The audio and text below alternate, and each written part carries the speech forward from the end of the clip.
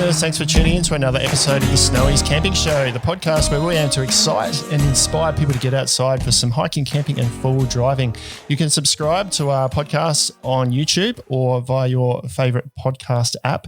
And we've also got a Facebook group, the Snowy's Camping Show. Jump on there, ask to join, and you can be part of the conversation.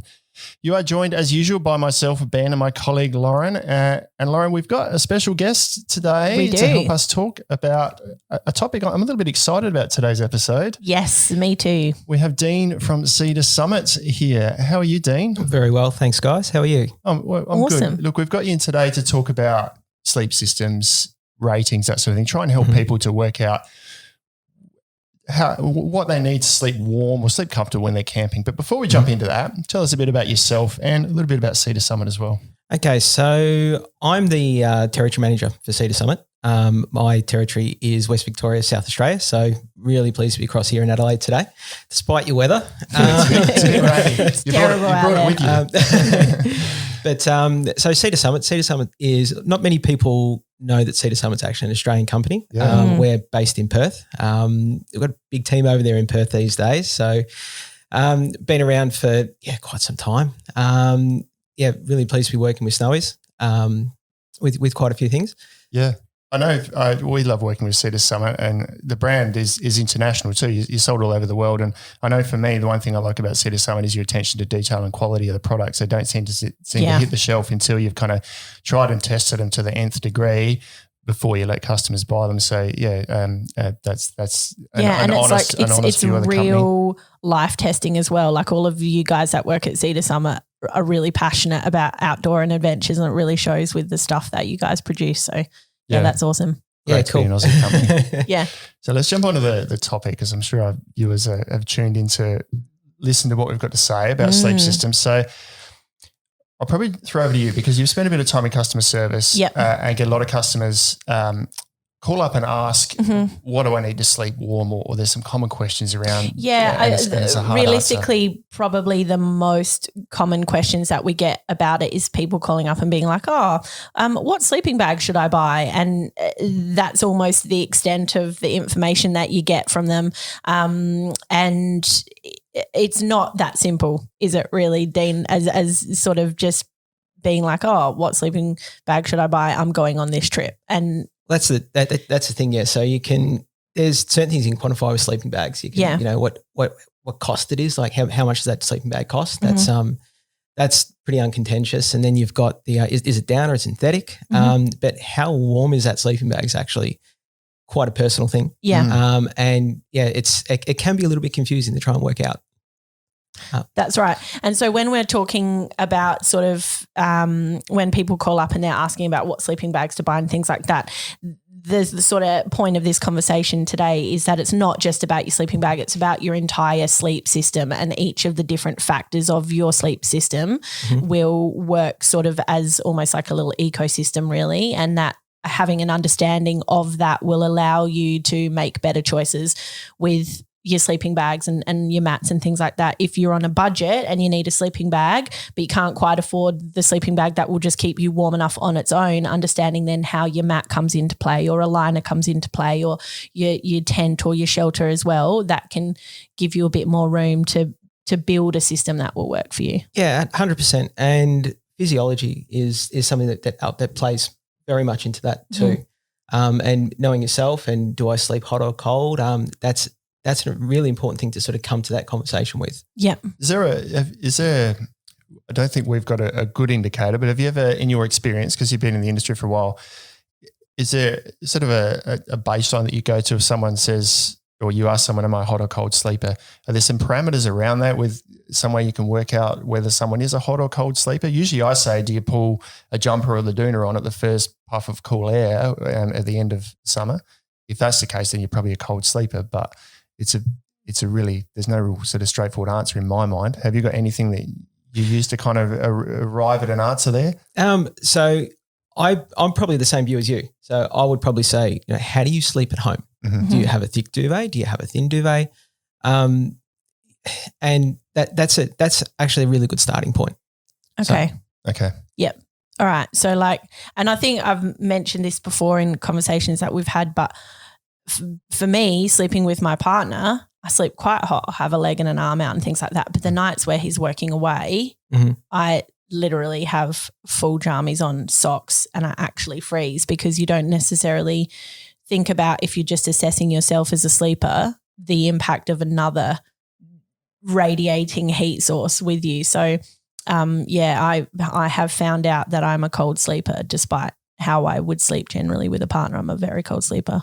And it can change when you're in the outdoors as well. So, how long have I hiked today? Have I eaten well? Have I had that glass of wine before I've gone to bed? All these things play into that. And, obviously temperatures change throughout the night as well. So, you could be, particularly up in the mountains, you could be going to sleep and it's quite warm, but, cold air pulls in valleys. So if during the night that cold air descends into that valley, for example, you could find the temperature drops quite quickly. You find yourself uncomfortable then. Yeah, right. So it's So we've sort of not even got onto sleeping bags, mats, or anything yet, and we've already touched on a whole heap of variables around how someone sleeps. So, so before you've even recommended a sleeping bag, there's all these it depends kind of questions, I suppose. And I think what you say is a good one, that if you're on a double mat in a swag or a sleeping bag with someone, you're probably going to sleep warmer than if you're in a bag by yourself. So, got to consider all these things. But I mean, I also think that, obviously sort of working that out for yourself first is really important, because at the very least it gives you a starting point, because there's so many options out there. There's so many different sleeping bags, sleeping mats, all that sort of stuff, and it can get a bit overwhelming. So that's a really good starting point to have.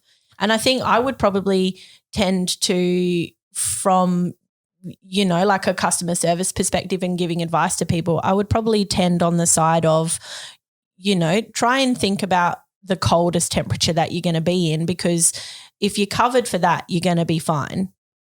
There's always going to be options for you to unzip your sleeping bag a bit, or unzip the foot box and let airflow in, or open it out like a doona. There's always going to be ways in which you can make a too warm sleeping bag work for you, but there's very few ways that you're going to be able to get yourself warm enough if your sleep system doesn't cut it to begin with.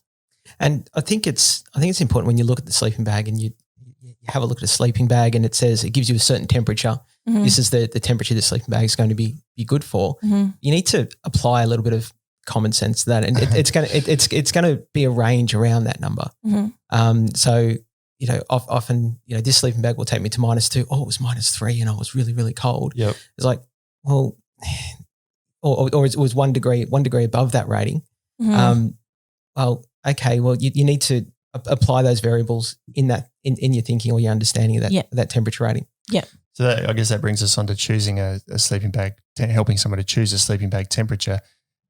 There's a standard at which certain bags are tested to, and some are not. I know on our the Snowies website, we put our own rating on there for some sleeping bags that don't have the rating. The Snowies rating is like what we sort of put on sleeping bags as what we perceive a real life function of the bag would be, over potentially what it's marketed as, based on sort of our experience and understanding of the industry and how brands test things and things like that. Yeah, and it's usually on those bags that don't have the standard that will get you to clarify a bit more shortly. They've just kind of taken a guess, and quite often it's a temperature that's on there to make it look warmer than it perhaps really is, and isn't necessarily a realistic thing. It might be kind of an extreme rating.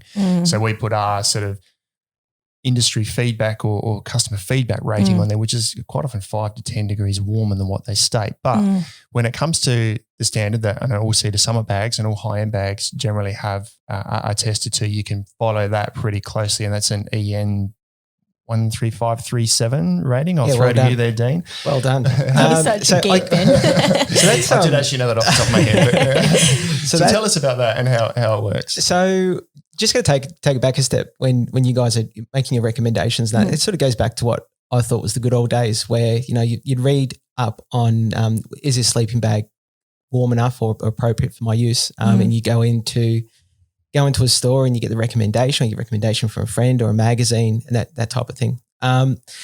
Then you've got the bad old days when you've got some brands bringing in just sort of putting these temperature ratings on bags that just seem completely made up. And then you have a look at that sleeping bag and you go, oh, that's rated for the same temperature as what this highly technical bag is. That costs about 10 times more. And you go, oh, geez, I'm not too sure about that.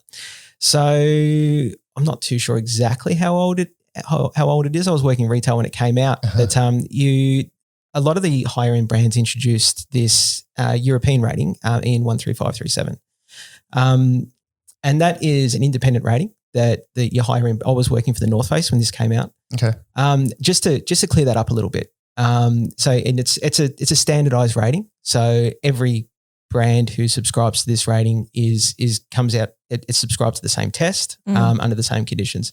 So it gives the consumer an opportunity just to compare apples for apples. I was working in store at the North Face at the time when this came out, and North Face is one of the brands that subscribed to this test, and it was very useful on the shop floor just to help guide that customer to a product that was appropriate for them. Yeah. And you could start to compare, say, a North Face bag with, say, a Mountain Hardwear bag, or these days to a Cedar Summit bag or a Marmot bag, and go, okay, well, be confident that this is all the testing's the same on all these different brands. The test itself undergoes pretty regular tests on the test, if you like, and updates. And are we doing this right? Is this procedure the right thing to do? Trying to perfect the test and make it really exactly. efficient. Ultimately, the EN test is it's done in a controlled environment. So what they do, they've got a mannequin which they heat. They put that inside the bag. It's in a temperature controlled room, and they test how long it takes for the mannequin to achieve temperature equilibrium. So inside the bag, outside the bag, this is how effective this bag is at retaining warmth. Because that's what a sleeping bag does. Yeah, it retains warmth. Yeah, because just on that point, I think a lot of people don't understand that the sleeping bag in and of itself isn't warm. The way that the sleeping bag works is by trapping and reflecting your own body heat back to you, and how efficiently it does that. It's not warm in and of itself. Yeah, 100%. I haven't got a picture of the mannequin with me today, but the mannequin's horrifying. Yeah, I'm glad you're pointing this out. I've heard stories about this. It's it's got the way it does. It sits up in that sleeping bag, and it's got a ski mask on, like this green ski mask, and actually feeds information out of its eyes into this computer. Okay. So it's like, it's pretty scary. That is creepy. But that obviously that's just data that it's giving out. So then that takes the data, and they're consolidating that with thousands of hours of real world experience from the end user. And obviously the more data they get, the more accurate that is. I didn't know that data was consolidated with end user data as well. I thought it was just lab data, but that adds even more value to that rating, I think, to know that it's real life data as well. Yep. So, it's quantified and qualified, if you like. But yeah, that's how that test works. And it gives out 3 temperature ratings at the end of it. The first is what they call a comfort rating. The comfort rating is what let's say a standard woman. We know, well, it's science suggests that women feel cold more than what men do. And that would probably be reflected in the end user data that the EN test gets as well. Yep. Absolutely. And that's the temperature that a standard woman in a normal set of pajamas will be sleep comfortably at for 8 hours over the course of a night. Okay. In a normal, just like a curled up position, or just a relaxed position, happily sleeping. Yep. Which then I guess brings us to the lower limit. And the lower limit is when I say a man who doesn't feel the cold is in a curled up position, sleeping for 8 hours, and just not feeling cold. Yep. So any colder, you're going to feel cold. Yeah. Just not warm feeling enough. Cold. Yeah. Yep. Just warm enough. And you would suggest that most people, so from a woman who does feel the cold to a man who doesn't feel the cold, most people are going to be in that temperature range. Yep. There is a third extreme rating that they say. So that's the temperature that I would say that's where the sleeping bag is going to save your life. Yeah, when I'm speaking to customers and referencing that, I'm like, you're not going to die. Yeah, exactly. You'll survive the night, but that's it. You're certainly not going to sleep, and you may not have your well-being intact, but you will survive. So that's a temperature at which the lady, the woman, is going to start to feel the effects of hypothermia. Yeah. Okay. So you don't want to be buying a bag based on that temperature at all. Don't even. Extreme temperatures is worst case scenario. Yeah, the average user is just totally irrelevant. So look at those two temperatures, and then you got to bring in that, I guess that awareness of how you sleep on top of that. So I know I'm going to fit somewhere in this spectrum, and that's what I'm going to look at, and that this is the bag for me, for example. On that as well, though, Dean, I think a lot of people possibly look at the comfort temperature and the lower limit and possibly feel like as long as my temperature rating that I'm, or the ambient temperature that I expect to be in is between the lower limit and the comfort temp, I'll be fine, I'll be happy. But then a lot of the feedback from that is that people are actually really quite cold. So from that perspective, I would personally always recommend people to go for a comfort temperature, which is going to be the lowest temperature that they ever expect to be using their bag in, just to give them a bit of that buffer as well and to make sure that they're actually not going to get cold. Because if you're on average going to be out camping and it's, 7, 8, 9 degrees at night, maybe because you're doing autumn or spring more so than that, but then you do one random trip and you to the outback and it gets to -2, even though the lower limit of that bag might go down to -3, it doesn't necessarily mean that you're going to be happy and well and warm on that trip. Does that sort of make sense with what I'm saying? So absolutely. Your comfort temperature of that bag should be more on that -2 if you do intend to do trips like that, because it will cover you. Yeah, sure. And most people don't want to buy sort of 4 or 5 sleeping bags to cover all situations that they're going to be in as well. Unless you're Sam, who works here at Snowy's, just a shout out to her, because I know she loves collecting her gear and multiple sleeping bags. Yeah, we've spoken with Sam a bit. So she does love the gear. But there are other things you can do with the sleeping bag as well to increase the warmth. You can put a liner inside. So you have liners available that can increase warmth. You've actually got liners that can increase your comfort as well. So you look at a silk liner or a Cool Max liner if you're going to be in warmer conditions to help wick that moisture away from your body. So you do feel more comfortable in warmer conditions. So there are things that you can do with that sleep system to make you feel warmer or cooler or whatever that might be. Okay. You've touched on sleep system there, which something Cedar Summit does really well. Before we go into that, let's just touch on down and synthetic, because just really quickly, because we talked about liners. Can I just really quickly stop you? In terms of the liner, for example, Cedar Summit do an extreme liner, which claims that it gives you up to 15% of 15 degrees of additional warmth or something like that. In my experience, that isn't necessarily true, because I had a horrible, horrible trip and I did rely on that particular liner you put try Dean on the spot, get me across the line, and it didn't. And obviously my sleeping bag didn't cut it to begin with, but do liners that have sort of those comfort temperature or here it is. It's actually right here in front of me.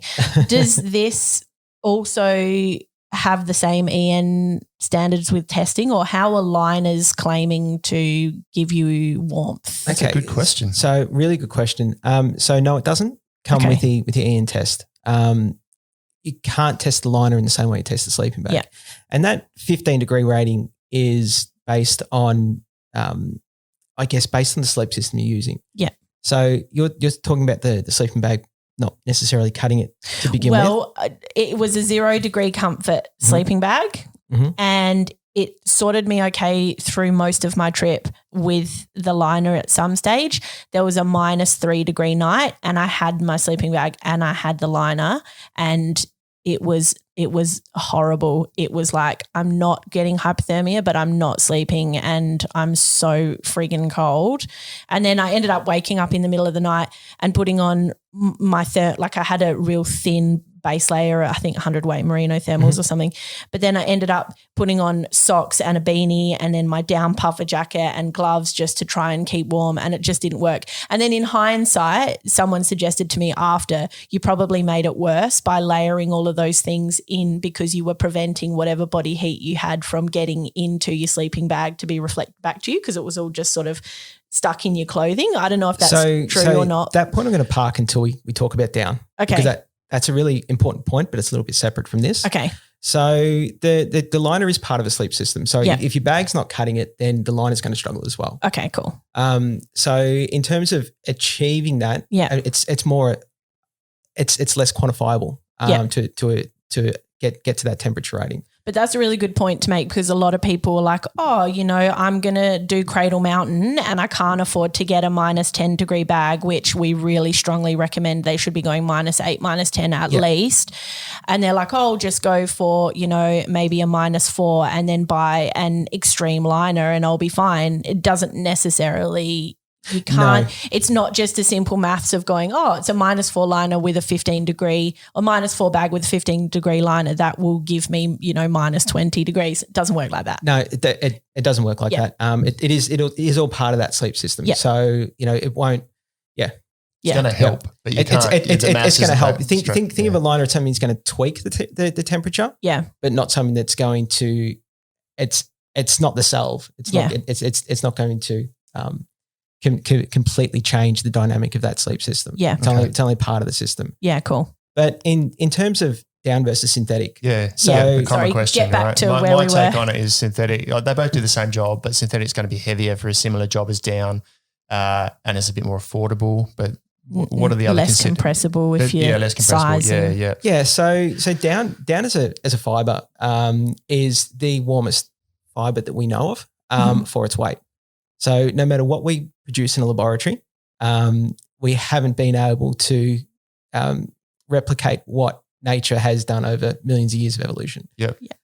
So down is a great material for insulating, and you've got the different rate, the different fit with down's ability to keep you warm is all about its ability to loft. Mm-hmm. So the more loft you're able to get for the weight, the warmer you're going to be. Mm-hmm. And the loft is the fluffiness. The fluffiness and the volume of it. Think of a little duckling or a little gosling or something, and you look at it and it's all nice and puffy and fluffy. So that's down's ability to keep you warm with that. And fill power is a really interesting one. So fill power is a ratio or a number they put on it, and the way that they work that out is 1 ounce of down can expand or loft to however many cubic inches. So whether it's 600 or 700 or 800 cubic inches. So the more that it lofts for that weight, it's keeping you warmer for that weight, for that ounce of down, if that makes sense. Yeah. And the problem with that is the higher loft you get, more expensive you get because the down is rarer. Mm-hmm. A lot of people do look at that rating though, and they get a little bit confused. They go, an 800 bag is warmer than a 600 bag.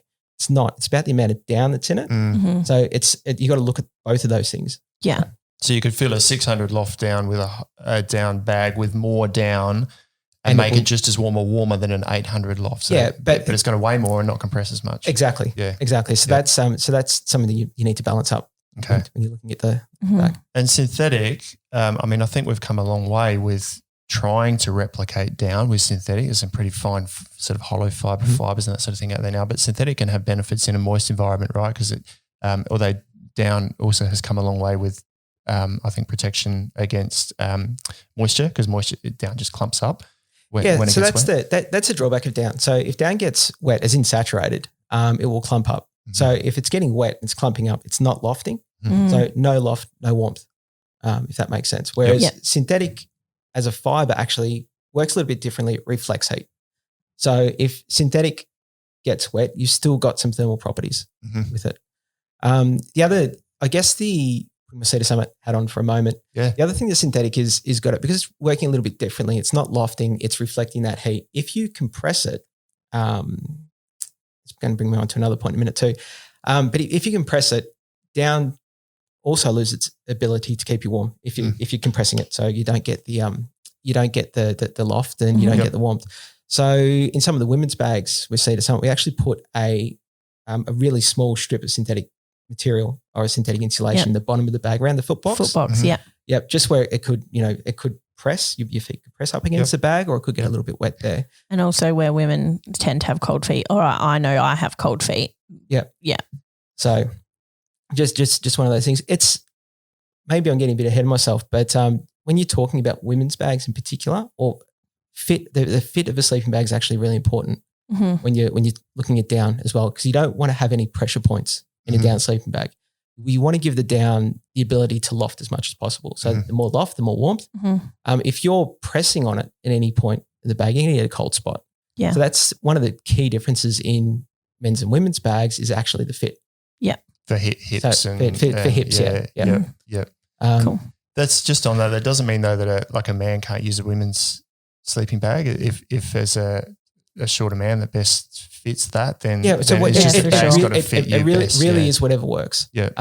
But it's just to call out that, the fit is so important of a bag. Yeah, Cool. definitely. I'll just bring you back on something you mentioned before when Lauren was talking about layering up inside the bag. Yes. That interested me. I'm really interested to hear what you were going to say about that, whether there's pros or cons to putting lots of layers on inside a bag and allowing the bag to do the work. So you've got to let the bag do its work. Okay. So if you're putting on lots of layers, or you're putting on a down jacket, but you've got lots of layers, you're compressing that down, so it's less loft, less warmth. Yeah. So let the bag do its job. Yep. Don't put on too much inside the sleeping bag. Okay. And the same for down and synthetic. Same. Yeah, same theory. sort of principle. Yeah. Okay. When we're talking about down versus synthetic, another sort of, opinion that I've had, which I don't know if it's true or not, you can confirm this, but what another thing that I sort of share with customers and people out there is down being a natural fiber, similar to merino, it has its own temperature regulating properties and its own sort of breathability and things like that synthetic doesn't have. So hypothetically, if you were to have a -10 down bag, you have a much larger variance of temperature rating that you can use that natural fiber down bag in, where you'll be happy and comfortable, versus a synthetic bag of -10. You would have a really hard time using that sort of more in zero or positive temperature ratings because it is synthetic. Whereas with a down bag, you probably could use it more into positive temperatures and open it out as a quilt and still have more room to play with. So my opinion on natural synthetic fibers comes down to we can't replicate what nature has done. So it works on a gosling or it works on a sheep. Yeah. And natural fibers are really good at wicking moisture as a vapor in its vapor state and not allowing it to, you say synthetic materials are really good at wicking too, but only once the sweat or the moisture condenses. And then you're already you've already got that moisture in the layering system. Whereas, you've got these natural fibers which allow moisture wicking while it's still in the vapor state. And that's, you're going to be more comfortable with that. The other thing just with down before we go on is just we have come a long way in actually treating down and giving it some resistance to moisture as well. So you've got, say some bags use dry down. It's like a durable water repellent that's applied to the actual filaments. You've got some really good products, Granger's or Nikwax or whatever it might be, where you can actually treat the down in sleeping bags. I know there's a few brands that use Nikwax. Yeah, like wash-in stuff. Yeah. Just to give that down some protection. Now that won't stop the down from getting wet. It might give it some resistance to a bit of condensation in the tent. If it gets wet, it gets wet. That's what's going to happen. But it'll also give the down the ability to loft back out far more easily if it wasn't treated. Okay. So we want to get onto sleeping mats shortly too, but while we're touching on breathability and moisture and that sort of thing, that's an external factor to the whole sleep system too, right? Where if you get a really warm bag and you're sweaty inside the bag and there's condensation inside your tent, you're creating a moist environment too that can be a colder environment to sleep in. So that breathability from the bag, so we were saying I think down is more breathable as well, to move that moisture out of the bag to the tent, and then ventilation in your tent to move that moisture out of the tent to create probably a slightly cooler but a drier environment to sleep in. You're going to stay warmer inside your bag. So and it's comfort as well. And we talk, so many people think about it and they talk about it with clothing systems, so a layering system for clothing. Well, the same applies when you're sleeping, doesn't it? Because you're still wearing something. You're still wearing a sleeping bag or footwear or whatever it might be. So that's definitely something to consider. So as part of the sleep system, then let's move on to mats. And have you got all your questions for sleeping bags covered? Yeah, I think so. Okay, let's go on I mean, the maybe mats. I'm just thinking about the listener here. If they're thinking, listening to this conversation and they're trying to sort of apply everything that they're learning about it from also my perspective, working in the store and working with customers, is that if you are somebody who is wanting to buy a sleeping bag and you do have a much larger variety in the sort of adventures that you want to be going on, then a down bag is going to be probably a better investment for you than a synthetic bag.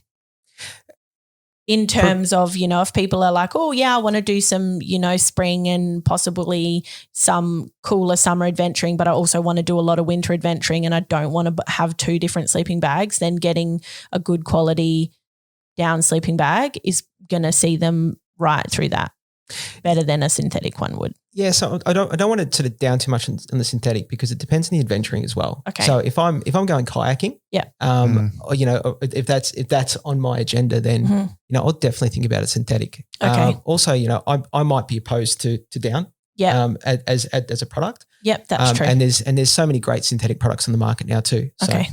All right. Cool. Thanks. So I think we've talked for about 30 odd minutes now on I think half of what we want to cover. So, yes, mats. Right. No more questions for me. So let's jump on to mats because this is the sleep system thing, which I think Sea to Summit do really well. And sleep system is not just a sleeping bag, right? It's the mat. It's the sleeping bag on top of the mat, the liner inside the sleeping bag, the pillow that you're sleeping on. And mats, though, are a really important part of that sleep system because I think for me, one of the questions I'll often have when people say they're sleeping cold is, what are you sleeping on? And almost it's not that often anymore, but going back quite a number of years, people say, I'm just on an airbed. You say, well, that's probably why you're cold because we talked about compression before. Your whole body is creating a full body length cold spot on the bottom of your sleeping bag because you've got all that cold air underneath, right? So sleeping mat's important and there is a standard attached to that as well, right? So while we're on standards, back to the EN standard for a moment, and it's really important to point out that test is done on a sleeping mat with an R-value of 4. Okay, that's awesome. Okay, that's good to know. That's good to know. So the R-value is it's a measure of, I guess, thermal resistance. Now, whereas a sleeping bag is trapping heat, a sleeping mat is actually stopping that heat from it's insulating you from the ground. Just ground, particularly wet ground, is going to take quite a lot of heat away from your body. So there is a standard for testing mats. It goes back to this R-value that they're trying to achieve. Confusingly, it's an American standard, ASTM standard. And now this is a relatively new thing. It just came out last year. And it's been pushed by North American retailers. So you've got all the big brands like a Sea to Summit or a Thermarest or an XPED all subscribe to this standard. Now, Sea to Summit have always independently tested their mats at the same place as XPED, actually. So you could always compare a Sea to Summit mat to an XPED mat and go, okay, well, apples for apples, this is what the R-value is. But now what's really good about this is that you can compare, say, a Thermarest to a Sea to Summit to an XPED and, and to whatever other mat you're looking at and go, okay, well, no, this is a standardized test that all the big brands are taking now. So it's something that's I feel it's really positive for the consumer from information point of view. That's been in the last few years, I think. That last year. So 2020 was the first year that really come out. Yeah. So, and I remember that a lot of the Sea to Summit mats, the R-value on them changed, even though the mat was the same. Yeah, so it's frustratingly some went down, some went up. Now it's important to note that the mat didn't change. Yeah. So if I was using this mat previously to sleep on snow, the R-value has gone down, but I can still use this mat because I know it and it's comfortable for me. So some for Sea to Summit, some ratings went down, some came up. It depended on the mat. So it's not that there's a good or a bad test or there's a good or a bad mat. It's just that the testing changed. Yeah, it was just a different test. So you had to get a different value. And it's a new test too, yeah. So when we talk about them testing the test, well, the same thing's happening here. So we support the fact that the test is happening. Yeah. Because as I said, it's great for the consumer. The test is just to explain to the consumer how it works and try to get them to understand R-value, because a common question is, what is this rated to? What's the mat rated to? There's no temperature rating. Yes. It's as you mentioned before, it stops it stops, let's just say temperature, not hot or cold, because it could be hot or cold.